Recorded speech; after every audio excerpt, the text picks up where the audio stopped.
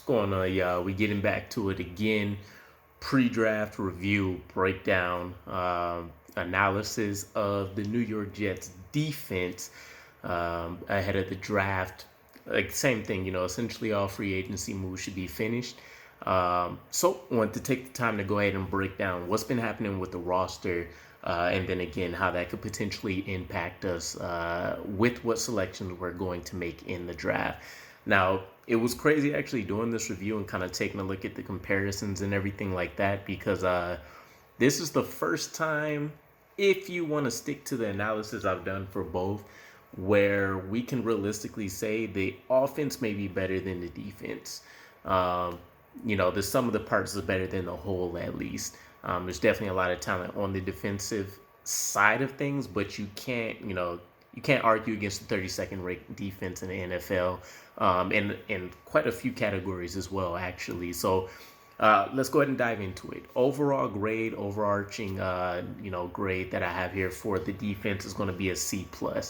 I gave the offense a B-, so it's not a huge step back or regression, but it's definitely a huge step back from what we've been accustomed to. I mean, David Harris, Bart Scott, Darrelle Revis, the Jonathan Vilmas, Abrahams. We've had a record list of names that you can go on and on about, even though they didn't really pan out in the long term. Muhammad Wilkerson, Sheldon Rankins, Sheldon Richardson, Damon Snacks Harrison. It's going to be a long line of names. We don't have the same star power at every level that we used to. It's going to be some household names that we need to get developed, but still, it's been taking some adjusting to seeing how the defense has been performing, and then not being kind of the crutch that we lean on as a team. But diving into it, on the defensive line, I separated edge out of this, even though they're still going to play on the line essentially. But defensive line, so we're looking at Quentin Williams. That's undoubtedly arguably the stud on the line that everybody's going to be familiar with, that everybody's going to say is definitely the anchor for the line, even though he's an interior defensive player. I think you can make the case he's great. He's not elite, at least not yet. He has everything. He has all the potential in the world, especially from an athleticism standpoint, to be in that elite top tier. Now, Aaron Donald is like the S rank for all my anime geeks. The Fletcher Coxes and Grady Jarrett's and stuff like that. Those would be like your A rank players. I would say Quentin Williams probably just the notch below that in the B rank. So he can definitely end up exploding this year. If you take a look at the overall development for him, even in Alabama, it took him a while to actually get onto the field and then let his actual, natural athleticism take a part in dominating in the college ranks. So I think it's a case that could be argued. We should have been expecting the same thing this entire time. Now, we took him at 3. So that's the argument everybody has. We needed that immediate elite impact. But still, if we get it at some point, yes, it would have been nice to have it for more years during his rookie contract. But, at least we have it. So very comfortable with Quentin Williams. Definitely hoping he gets his contract extension with us. That elusive second contract that many Jets don't get. But he's going to be the go-to guy on the defense, at least for the defensive line, at least. We also have John Franklin Myers, recent in-season extension. It's great to see him, especially considering he hasn't came in dominating the league necessarily. He's been dropped, and then we pick him up, and he kind of has a revelation about you can get cut at any point in time. So it's nice to see how he's came to the Jets, and then he's kind of rehabilitated his entire career. Now, since he's a bit of a tweener, it's always kind of a toss-up in terms of how we playing him, which at this point you would almost have to say the word hybrid is a role in and of itself, because we're divvying up a lot of his snaps inside, then having him go outside. A lot of it, of course, is going to be dependent on, what team we're facing, what the weaknesses are going to be. There's definitely certain games where he spent the majority of the snaps outside versus being inside or vice versa. But it would be nice to see him find a home, and I think that would be on the interior, since if you break down the key stats of sacks that he usually has, those come on the interior. He's not a liability in the edge, which is great, which leads me to another player we recently just picked up who's kind of the exact opposite. High drafted pick, hasn't been able to really mature in the NFL and let those traits that made him the number 3 pick stand out. And that's Solomon Thomas. So pretty good depth signing, I guess. Again, I highlighted this when we put out the video, but he's not really, an equal replacement with Foley. Foley just wasn't a scheme fit for us anymore. Solomon Thomas, in almost every metric, every way, is definitely a step back. It's more so just about that familiarity in the scheme, and maybe you can still hope that for whatever reason something clicks and he finally, dominates. But he's porous on the edge, at least when it comes to run defense. And then he is... Hold on, I gotta remember how it goes. The interior, he had a lot more... Okay, when he goes to the interior, he's terrible on the run defense. The edge is where he's terrible on the pass defense. Or rushing the passer, I should say. So, not the best, backup. But again, he's part of the rotation. He'll probably have minimal snaps. I'm guessing somewhere in like the 20% range on the season. We'll see, though. Again, he could break out. It happens. Cordarrelle Patterson, it took him, 6 seasons? So you never know. But we also have Sheldon Rankins. He also took a step back. The ironic thing with his signing, though, with the injury history, is that he was the healthiest player on the defensive line, essentially. So you have to imagine maybe there was some kind of adjustment period. Again, the defense was woefully underperforming at every and all levels. I mean, there was like a 5-week stretch where the New York Jets defensive line couldn't, get it right in any department. We got blown out in the run game. We couldn't, barely almost get a pressure on the quarterback, let alone get sacks. And, that caused failures everywhere else. A rookie linebacker core, essentially, rookie secondary, and, they just got picked to pieces. So Sheldon Rankins, I'm very much so hoping for a bounce back season. The reason we picked him up was essentially because we thought he could be a penetrator and offer that pass rushing prowess that we would have been looking for from like a lesser man's Grady Jarrett. So that's about the best that we can ask for. I mean, he played pretty poor, but it wasn't like bottom dweller performance necessarily. But he didn't put a lot of great game film out there either way. So aside from us investing a day 2 pick on the interior defensive line, I think you're kind of settled between if John Franklin Myers goes there more often or if Sheldon Rankins steps up. Otherwise, we do have Jonathan Marshall waiting in the wings. And if you guys remember, the big call out about him, and I think he was one of our 6th-round picks, maybe a 6th or 7th round pick. But the thing about Jonathan Marshall was his relative athletic score through the roof for a defensive interior player. He had one of the best combines that you could ask for. So he has, again, what Saleh and JD has usually been looking for in those late round picks: elite athleticism. They'll teach the technique. So you hope that we see, huge development from Jonathan Marshall. He got a couple snaps in last season. Nothing really notable. So we'll see what he ends up making his bread and butter. Does he become somebody that's just well-rounded? Does he become a pass rushing specialist? Or does he nail down that kind of critical Foley role where he's a excellent or elite run defender and then he offers a little bit in the pass rushing department? I'm betting on the well-rounded thing as a whole. But he's pretty much an unknown going into the season. So the depth there, as well as the starters are fine. JFM, Quentin Williams, perfect, great. Again, not elite. Sheldon Rankins, you hope he steps up as a part of the key rotation. Jonathan Marshall's an unknown. We have Nathan Shepard. Again, I kind of feel like we signed him for familiarity. We know what it is. He's a little bit better of a run defender than pass rush, but he's really been a porous pick for us since we got him. And ironically enough, it seemed like he might have been a better fit at home in the 3-4 we were running when Adam Gase was in town. So maybe he gets flipped at some point before the season starts, especially as we figure out what cuts end up coming up that we can pick up, etc. And then we have Jim Ward to round things out. So as far as the interior goes, we're kind of good. There's more that you can definitely kind of dream for, but it's definitely one of the better interiors in the NFL. So for the overall purpose of how Quentin Williams performed, John Franklin Myers, and then the potential that Sheldon Rankins can still offer, even though if you regress him back to the mean, I think we could still see 4 to 5 sacks on the season for him.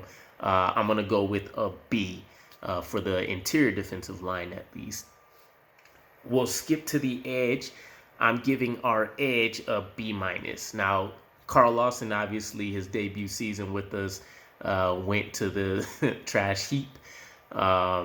Injured ACL tear, nothing we could do about it. But we know the reason we drafted him was because although his sack numbers weren't up there with the elite players in the NFL, his pressure rate is up there with anybody else that you can ask for. So you had to imagine either with a combination of technique, luck, and just improving some of his skill that you see those numbers shoot up and he hits double digits consistently. At the very least, you know that he's going to have those opportunities with the clip that he is getting pressures on. So basing it on his last, season, even last 2 seasons with the Bengals, you have to pretty much bet on the upside there. And that's exactly what I did as well. I think he does come back and is, it seems like rehab is going extremely well. All signs points towards us getting a healthy player back for OTAs and mini camp. And I can't wait to hear about the battles again. It was definitely fun hearing about how he was wearing Mekhi Becton down. We'll see what happens between him facing George Fant versus Mekhi Becton. I think that'll be an interesting twist to kind of what the battle will look like. But it's not a whole lot to say about him otherwise, at least in terms of his Jets career. We brought in Jacob Martin from the Texans. He was, again, very savvy picks, by the way, from JD. Everybody so far for the defense, for the most part, has had career years. I mean, even Solomon Thomas, with as porous as we were saying he goes to the interior for almost, 98%, I think it was, of his snaps. And he at least gets his career high. It was only 3.5, but still. We get Jacob Martens. He's coming off career high, especially during his first essential starting season as well. It wasn't head and shoulders above what he was doing just when he was a smaller part of the rotation, but still, career highs are career highs. So with him being a key there, it just adds that continuous depth for us, so I love it. We also have Bryce Huff. Injuries kind of derailed what we thought he could be for us as well. Some people even thought he had the capabilities of being the opposite edge starter to Carl Lawson. And that can very much definitely be the case if he comes back and shows out. But keep in mind, I also strongly think the number 4 pick for us in the draft is going to be an edge. The only way it's not is if they absolutely stick to their board by all means and go best player available and they have, maybe a Gardner above all of the tackles and, we see Kayvon Thibodeau and Aiden Hutchinson off. Outside of that, I can't see them waiting because I don't know who's going to be there at 10. Not a fan of Jermaine Johnson, at least not at pick 10. Not a fan of Trayvon Walker at 10, let alone 4. And you guys know George Karlaftis has pretty much been my guy, only because I'm thinking Aiden Hutchinson and Kayvon Thibodeau would be off the board. But that's neither here nor there. It's for another video. To round out the edge, though, we have Bradley Anae, and this was another savvy pickup by JD. So his Cowboys tenure, kind of interesting, right?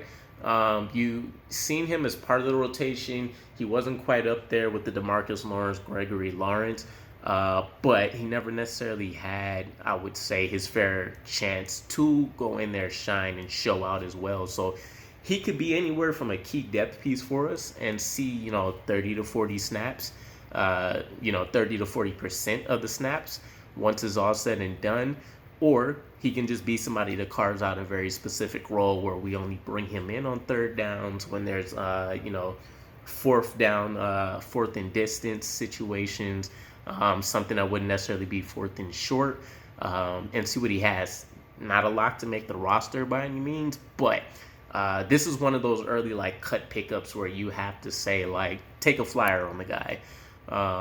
They gave, for example, in just comparison's sake, Gregory had a lot of shots with the Cowboys, right? It's not many franchises, regardless of draft status, that will continue, especially when it's due to personal conduct issues, give opportunities. The Cowboys are one of those teams you'll see it with more often. But, and I'm trying to think, and I want to say it was it the Texans pick? They picked up a tackle that just called it quits almost immediately. And then I think the Miami Dolphins tried to take a shot on him with the trade as well. But either way, as far as the edge position goes, I'm giving it a B-. Jacob Martin should be a pretty solid above average player for us. Carl Lawson should come back and be dominant in some position, and then having Bryce Huff and Bradley and I in that rotation will be excellent.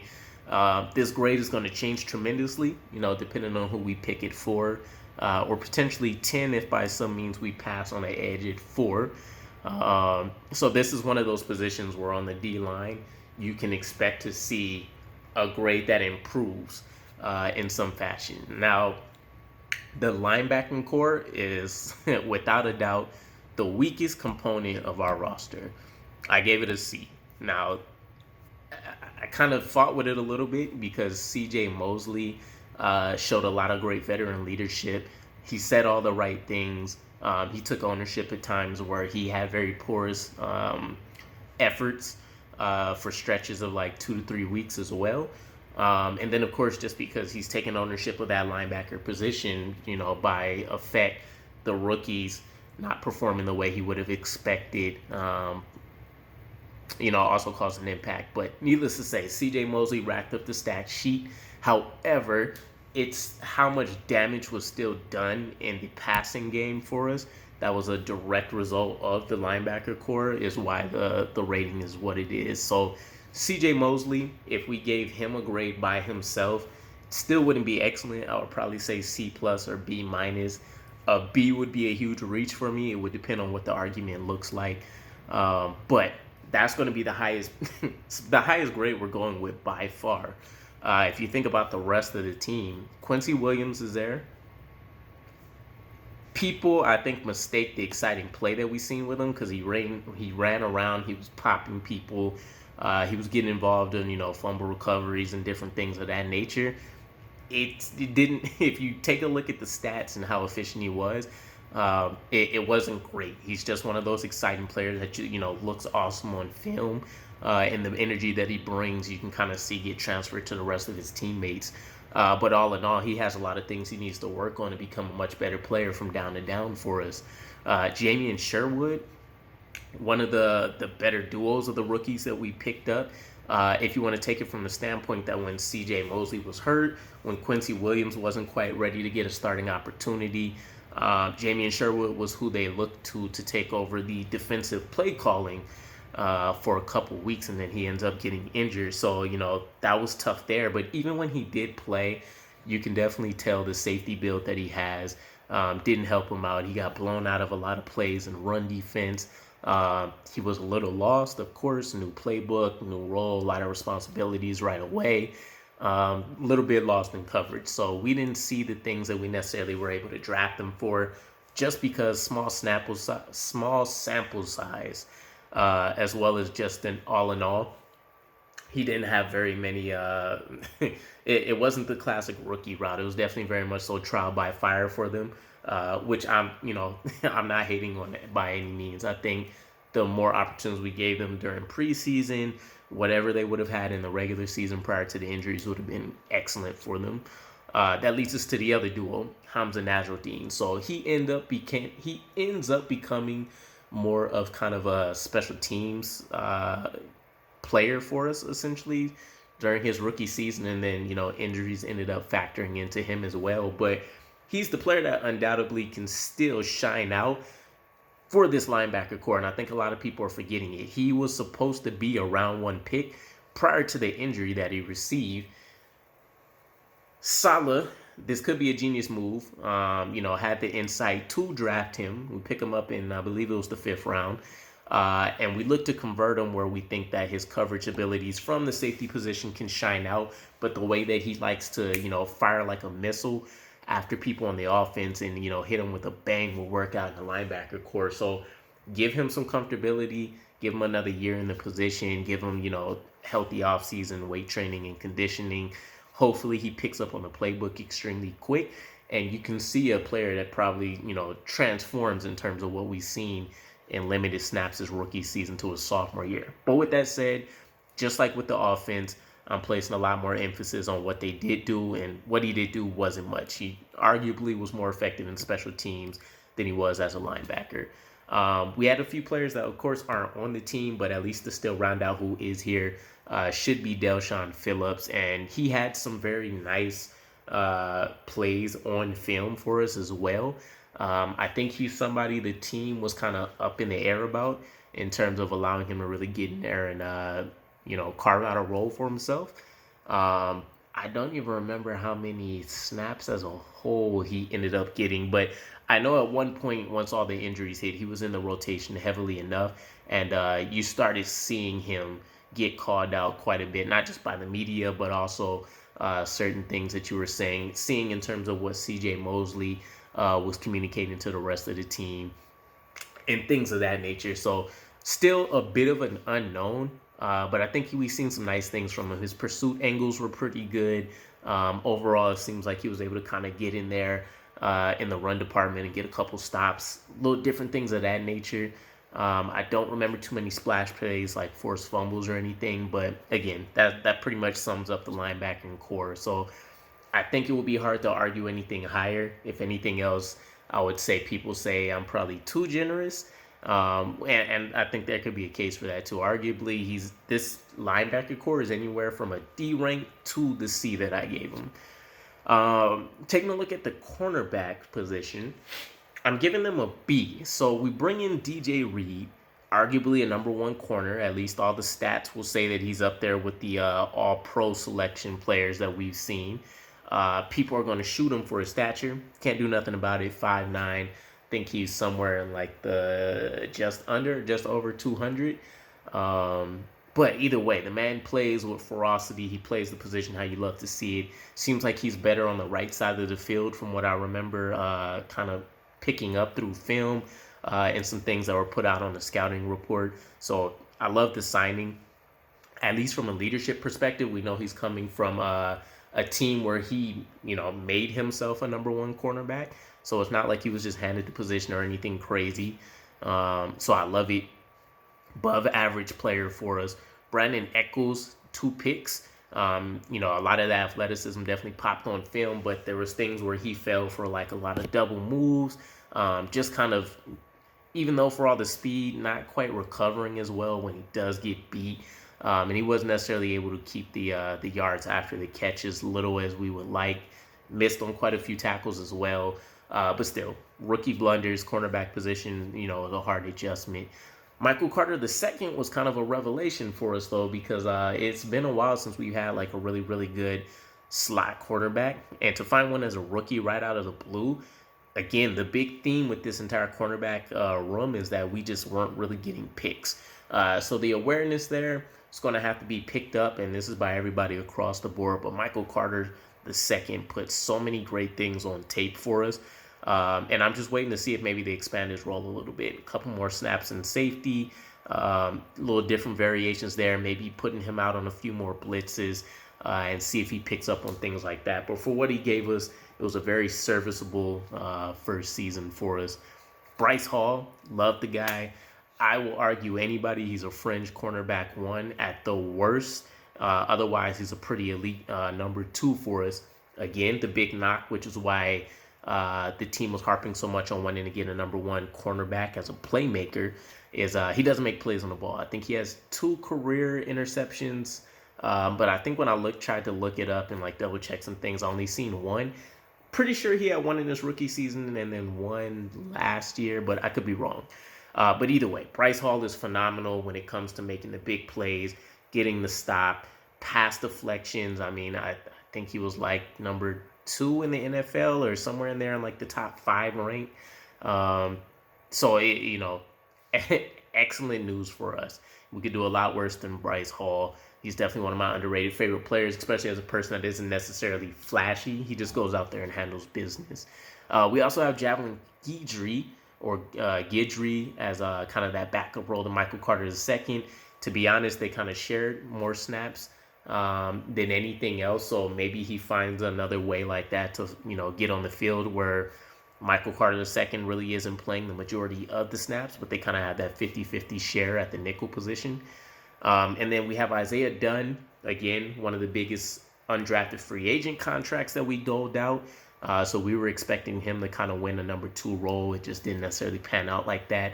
But there's still a lot of hope that he could develop into something. And then depending on what we do in the draft, he's still somebody that you can keep a huge eye on. And then not to be forgotten or forgotten in any manner, but Justin Hardy. Justin Hardy is the man. When it comes to special teams, now he's willing to go out there and play cornerback, play safety. He'll tell you himself he'll play D-line and all of these other things if he can. But this is a man that is purely, heart and soul of a team when he's on it. Nobody really loves to play special teams as a whole, and he has that right amount of crazy where he says he does. So you love to see that he's going all out. It doesn't necessarily translate to the cornerback position for him. But, the effort, he's probably the most highly decorated person on the team when it comes to displaying effort, so I can't knock it. But he's basically guaranteed a position just for his elite ability in the special teams department as a gunner, as well as getting out there. I think he got the most tackles on the team for us when it came to special teams, excuse me. So I love to see it. And then safety. Last position. This is counting for, our free safety as well as strong safety. Jordan Whitehead, bring him over from the Bucks. He's essentially going to be playing our strong safety role. He's going to come down there, much like kind of what I was mentioning with Hamza Nasruddin. He's going to be thumping some people, so I can't wait to see the highlights. One of the biggest things that stood out for me is that his pursuit path to the ball carrier is extremely good. His instincts are pretty much top tier up there. A lot of the plays that you guys will see if you pull up any of the highlights anywhere, which of course is all excellent tape.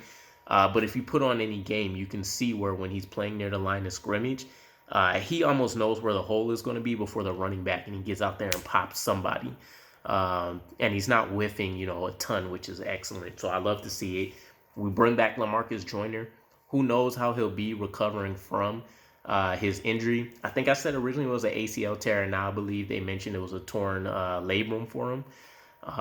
So we'll see how he comes back from that injury. But basically, we have a lot of strong safeties on the roster. Not really a lot of free safeties at all. We have Ashton Davis, but he's lucked himself into a couple interceptions, couple, fumble recoveries, things like that. So if you take a look at the stat sheet, it doesn't look like he's done nothing, but in theory, when you actually break down the film and stuff, you can see how often he's being, abused back there in the back seven. So I had high expectations for him originally, kind of seeing his backstory of him being a walk-on and, turning into a very core player for his defensive team. But it just hasn't panned out the same way, especially when he's had a path to becoming a starter. Once you started seeing Jamal Adams get phased out, not really a lot of backup depth. Marcus May being injured in and out, and then Ashton Davis being injured a ton. He just couldn't get on the field to prove anything and really keep his development up. But Jason Pinnock was kind of a bit of a revelation the end of, the last couple weeks. Ideally, you would hope he can come and show the same thing. So a lot of his contributions came by way of smacking people, causing fumbles, and just generally being around to make stops on the play, which is about as much as you can ask for a person that converts from cornerback to safety for the last couple weeks. So I know in some exit interviews and things, he was excited about trying to carve out a role at the safety position as a way to just get on the field and be playing. So excellent there. We also have Elijah Riley. He was able to come in and show a bit. And then there's two underrated players, Will Parks, and then personally one of my underrated favorites, who I think is a gem, Zane Lewis. If you guys remember, and preseason isn't the end-all be-all, but Zane Lewis was having an excellent preseason prior to injury. I hope we come back and we see him do the same thing. Now, maybe he can play free safety a little bit, is to be determined. But that's absolutely the need we're going to be looking to address in the draft. But that's pretty much the breakdown, guys. Overall, again, a C+ for the defense. I think you can definitely argue lower. I will fight you guys tooth and nail on anything higher. But let me know what your guys' thoughts are. Were there a couple gems here from some of the names I brought out that you guys fell in love with, that you're hoping has a big season that maybe hasn't shown anything quite yet? Other than that, I'll catch up with you guys again. Peace.